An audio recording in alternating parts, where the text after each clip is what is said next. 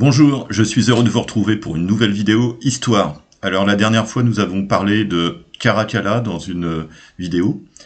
Cette fois nous allons parler d'Héliogabal, même famille.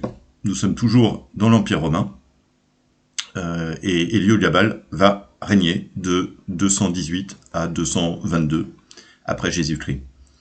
Je vais vous raconter l'histoire de cet empereur vraiment à part dans l'histoire romaine. Mais d'abord, quelques notions par rapport à sa famille, au contexte familial, qui sont importantes à connaître. Alors voilà l'arbre généalogique, on va essayer de s'y retrouver. Donc au départ, il y avait l'arrière-grand-père, Bassianus, et puis nous avons évoqué la dernière fois Caracalla, qui est le petit-fils de Bassianus. En fait, Bassianus a eu deux filles. Il a eu Julia Domna et il a eu Julia Moesa.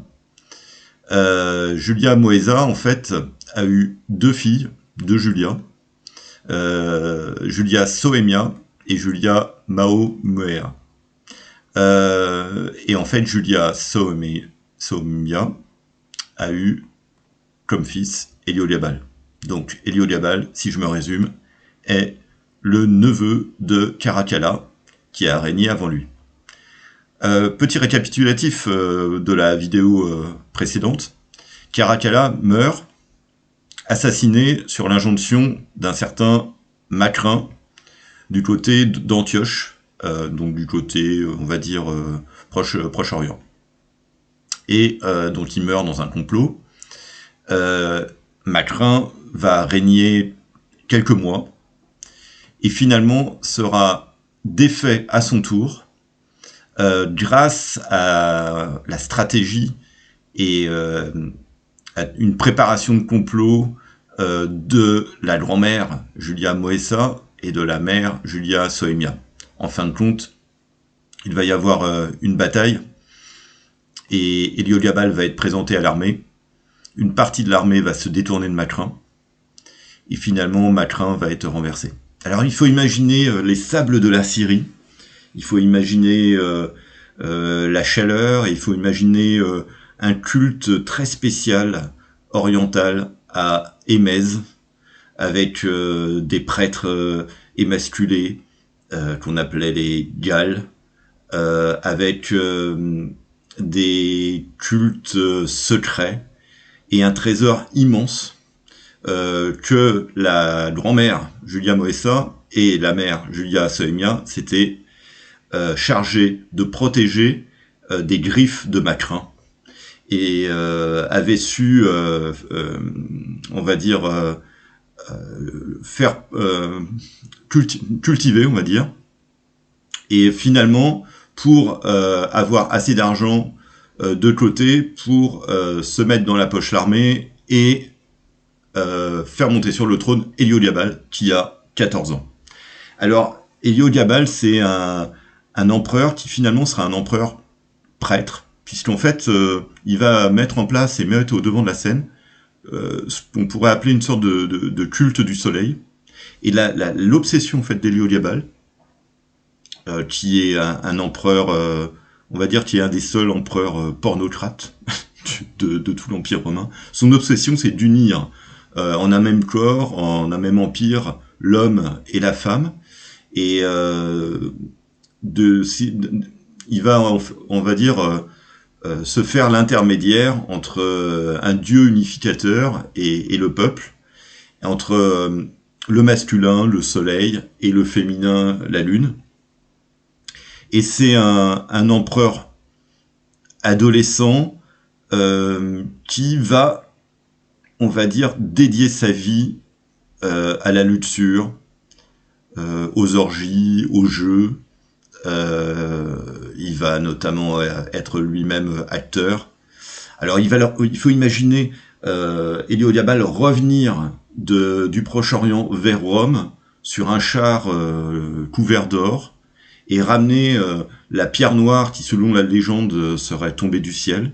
Il va faire avancer toute sa troupe avec des pierreries, des plumes, etc. À reculons, sur des milliers de kilomètres. Ça va prendre des mois, et finalement il va arriver dans Rome de manière triomphale. Alors en fait, il va énormément dépenser en 4 ans de règne, dans des fêtes géantes. Il va être, on va dire, il va dédier sa vie au jeu, et c'est vraiment sa grand-mère et sa mère, et surtout sa mère, qui vont gouverner et s'occuper des affaires sérieuses. Héliodiabal, par exemple, il aura quelques, on va dire, quelques marottes. L'une d'entre elles, c'est de nommer ses ministres à la longueur de leur sexe, selon la longueur de leur sexe. Il va par exemple nommer en premier ministre, enfin l'équivalent de son premier ministre, un danseur. Il va s'entourer de cochers. Donc pour lui, la politique c'est pas quelque chose de sérieux, et peu importe qui on met, tant qu'on met des gens avec qui on se sente bien. Donc il va être l'empereur, on va dire, qui va casser tous les codes. Et finalement, sa tante Julia Moema va trouver ça compliqué au fur et à mesure, et en 221, après Jésus-Christ, elle va pousser Julia Soemia et Héliodiabal à faire en sorte qu'Héliodiabal puisse avoir un César à côté de lui qui va être Alexandre Sévère. Héliodiabal voit ça d'un très mauvais œil. Il va essayer de chasser son cousin Alexandre Sévère, il va comploter contre lui pour le faire assassiner. Bon, Héliodiabal a eu aussi sa part de cruauté. Il a fait notamment assassiner Ganis, l'un des eunuques qui l'avait élevé, qui avait été sa nourrice en quelque sorte. Et donc il aura sa part de sang, on va dire. Mais là, il va essayer vraiment de tuer son cousin Alexandre Sévère, et bon, ça va très mal passer, et notamment dans l'armée, parce que Alexandre Sévère, c'est le contraire d'Héliodiabal, quelqu'un de très droit, sage, pas du tout fantasque, bien éduqué, etc. Et donc finalement, Héliodiabal va être pourchassé dans le palais, on va comploter contre lui, et lui et sa mère vont être tués. Et Héliodiabal va finir traîné dans la rue. On va vouloir mettre son corps dans les égouts, mais ça ne passe pas, puisque son corps est trop gros. Donc on va vouloir lui tailler les épaules. Ça ne passe toujours pas. Donc finalement, on va jeter son corps dans le Tibre.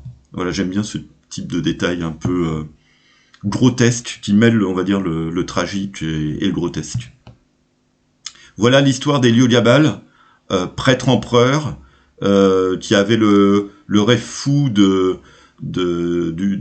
culte solaire et qui a su néanmoins faire coexister à la fois la communauté chrétienne, le culte d'Isis, plusieurs cultes orientaux dans l'Empire, sans, on va dire, sans massacre et d'une manière à peu près pacifique. Voilà, j'espère que cette vidéo vous a plu. Si vous voulez en savoir plus sur Héliodiabal, je vous recommande ce livre d'Antonin Artaud, et en plus si vous aimez la bonne littérature, la poésie, le lyrisme, vous allez être gâtés, puisque Antonin Artaud est à peu près aussi fantasque et aussi dingue que Héliodiabal, dont il raconte la vie, et il y a une part d'ésotérisme intéressante dans ce livre. Parfois c'est assez complexe, mais c'est très instructif sur la vie d'Héliodiabal, même si c'est à la fois un roman et un essai. Je vous le recommande fortement. J'espère que cette vidéo vous a plu. Si ça vous a plu, likez, faites partager, faites tourner cette vidéo. Je vous souhaite une bonne fin de week-end et je vous dis à bientôt pour une nouvelle vidéo.